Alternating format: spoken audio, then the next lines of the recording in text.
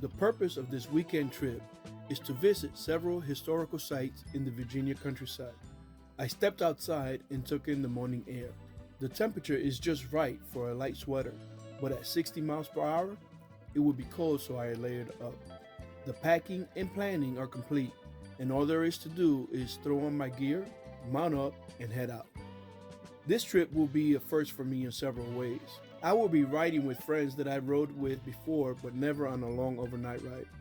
We will be joining two other riders I've never met. We will be riding to the National D-Day Memorial in Bedford, Virginia, by way of the Blue Ridge Parkway. Imagine the Blue Ridge Parkway at the end of October. This will be a color palette for the senses. The chill in the air, the leaves turning color, the mountain views, but best of all, the people that are part of this ride. The first order of business is to meet my friends also, Gil and Randy. With that accomplished, we ride north toward Taylorsville to complete the link up at Scotty's Hometown Grill for breakfast. When we arrived at Scotty's, we linked up with Everett and Chris. Introductions were made and we admired each other's machines. Now it was time to eat. An early crisp morning ride would make any rider hungry. Scotty's was exactly what you expect to find in a local hometown grill. Friendly service and great food. After a great breakfast, we quickly briefed the route and mounted our motorcycles. Everett led the way toward Laurel Springs and the Blue Ridge Parkway. Traffic was light despite being a workday for most. We stopped at Freeborne's Eatery and Lodge for a stretch. Freeborne's is frequented by bikers and campers and is located in Laurel Springs, North Carolina. After a good break and catching up on the local chatter, Gil took the lead and we rode onto the Blue Ridge Parkway.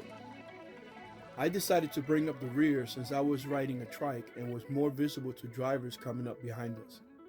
For the most part, each of us remained in the pack, but from time to time, I could tell when one of us was admiring the road and all its glorious views, because the gap became longer and longer.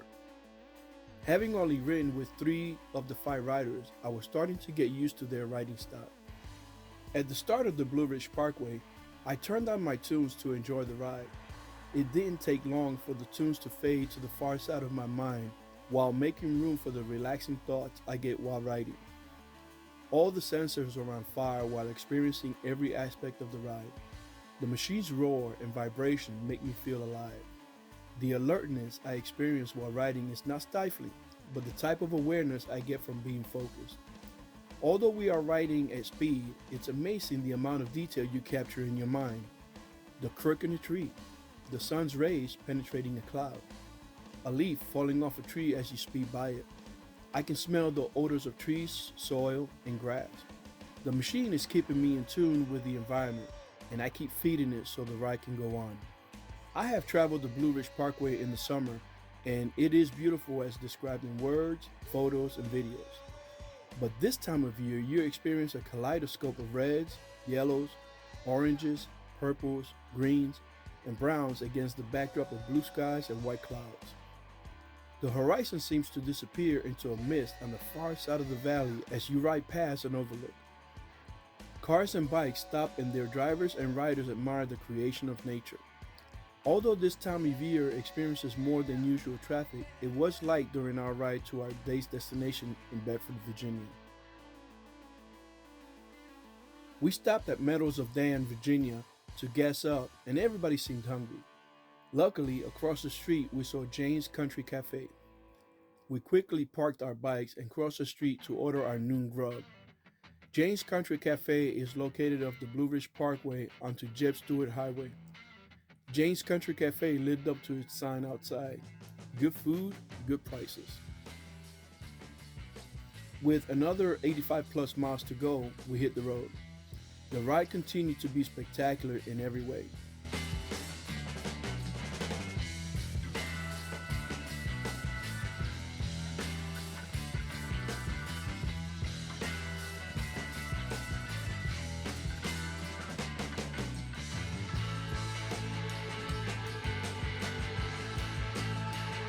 We pulled into our hotel's parking lot for our stay, and everyone settled in. We selected to eat dinner at the Liberty Station restaurant in Bedford, Virginia. As in other small towns, Bedford's railroad station was the hub of community life. Transportation of passengers, freight, and mail from the railroad's inception through World War II and the Industrial Revolution meant that railroad stations were a vital part of both the local and national economy. Passenger service was finally eliminated in Bedford in 1971. The next morning, we awoke to a great sunrise and clear skies. The morning was crisp, but not bad for riding.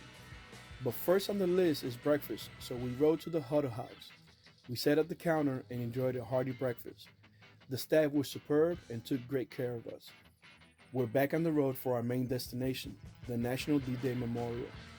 The memorial was just a short ride from the Huddle House, and we arrived before opening time.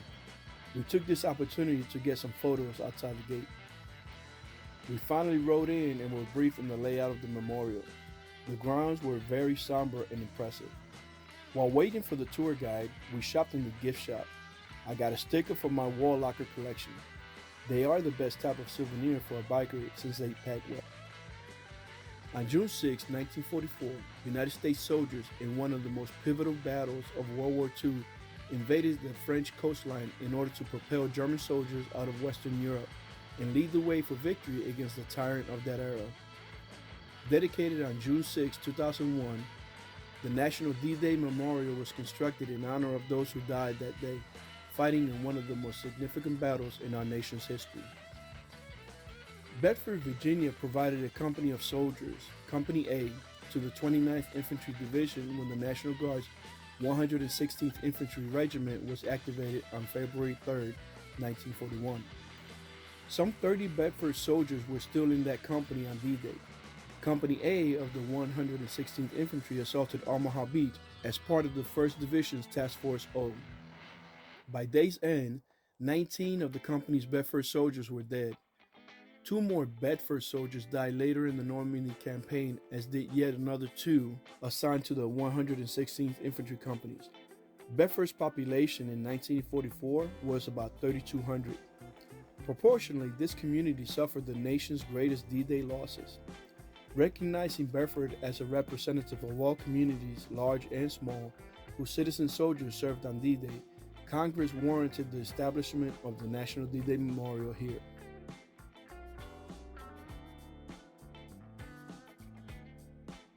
I was most impressed and moved by the Across the Beach monument.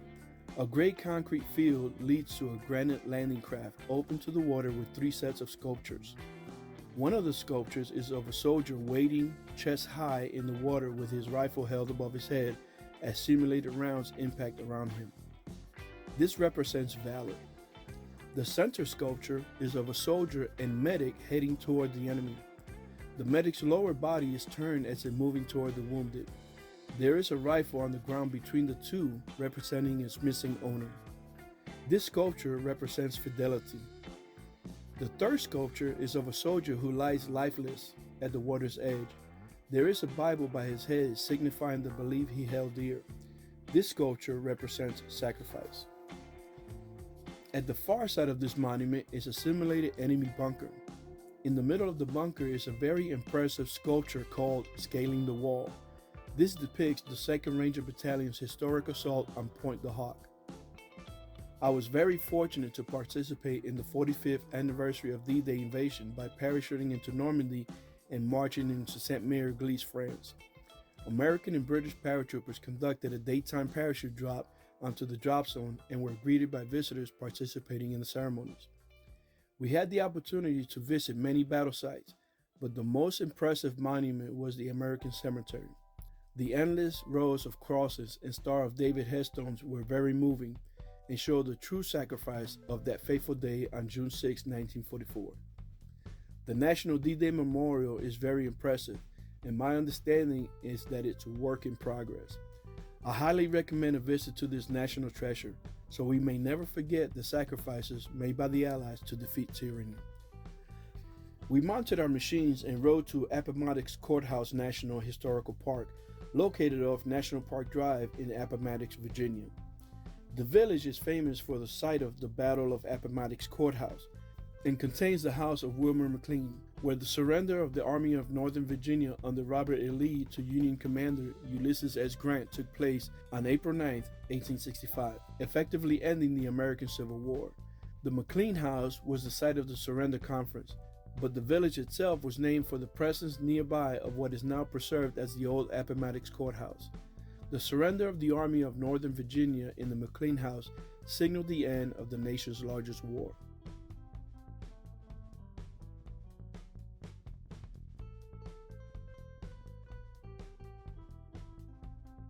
We rode to the town of Appomattox in search of a highly recommended restaurant called Granny B's.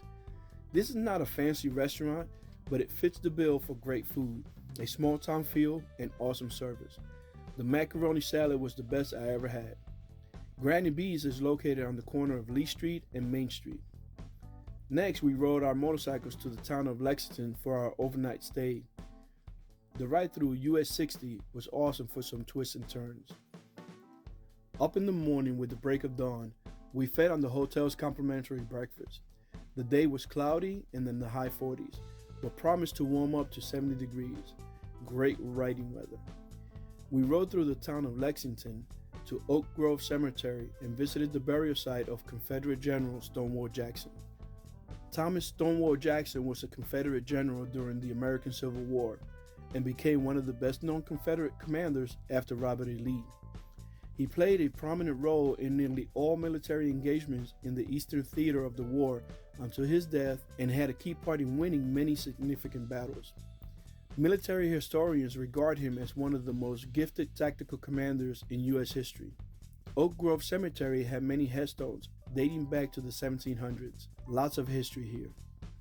We decided to ride out to Natural Bridge State Park. Natural Bridge is a 215-foot high natural arch with a span of 90 feet.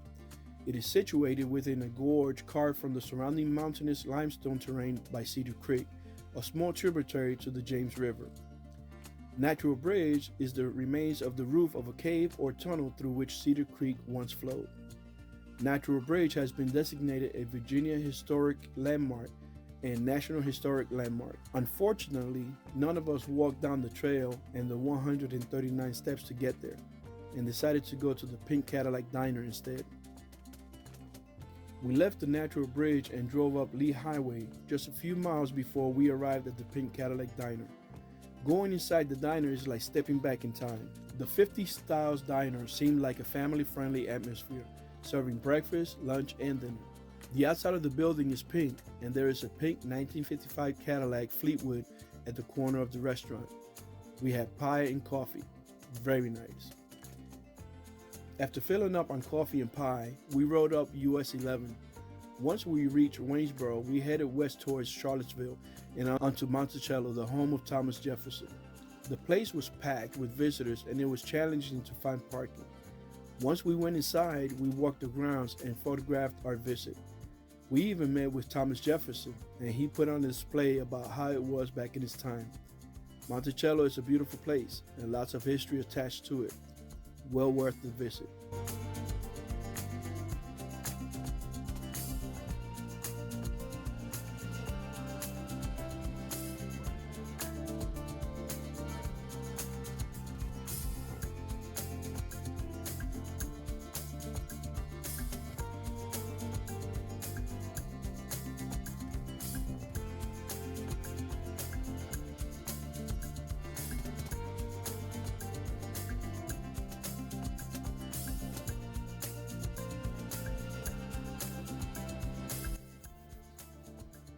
It was time to head out, and we backtracked to Waynesboro where we were going to spend the night. Once we arrived, we quickly put our bags up and walked to the Fishin Pig. We sat at the bar and had a great time. The bartender was a giant of a guy and took great care of us. Awesome food, great beers, and the best people to share it with. This is a bittersweet dinner since we'll be going home in the morning. But until then, we'll enjoy the time we have left. The morning was cloudy and we felt like it was going to rain. We rode to the Cracker Barrel and had one of their breakfasts. Full of food and coffee, we set out southward towards North Carolina. We decided to take the highway and try to beat the rain. The first to peel off was Everett as he headed home. Safe travels, brother. The next to peel off was Randy and Chris. Keep the shiny side up and the rubber side down. Gil, also, and I rode together all the way to their exit near Statesville, North Carolina. And wouldn't you know it, it started to rain as soon as they peeled off. I quickly exited the highway and donned my rain gear, traveling slower now. The last 60 some odd miles gave me time to reflect on our trip. 5 of us are military veterans, and 1 is a staunch supporter of the military. We visited several military monuments, all dedicated to service and sacrifice. Throughout the road trip, we saw the beauty of nature in all its splendor. It's hard to believe that the towns in between gave up so much and suffered losses beyond imagination. But from all that, a nation moved forward and prospered. We spoke of making this an annual trip with military theme in mind. I volunteered to coordinate the next one. I have a high bar to meet because this trip was very well organized and coordinated by Gil. I have to step my game up. Hope to see you on the next trip.